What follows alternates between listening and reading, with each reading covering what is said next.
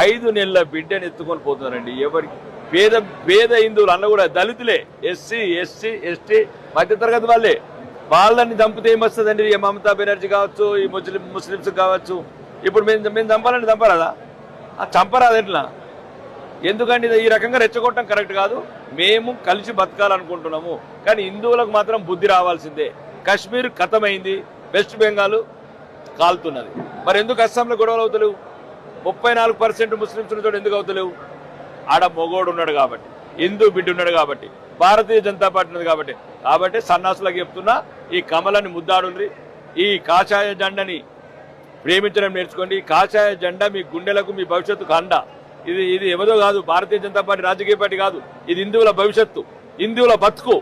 భవిష్యత్ తరాలను దాచుకుంటున్నారు కదరా, ఆడ ఈడ అన్ని కోట్లకు ఒక్కడ కూడా పారిపోతారు. ఇట్లా వెస్ట్ బెంగాల్ పారిపోయినట్లు ఈ దేశానికి హిందువులకు రక్ష ఏదైతే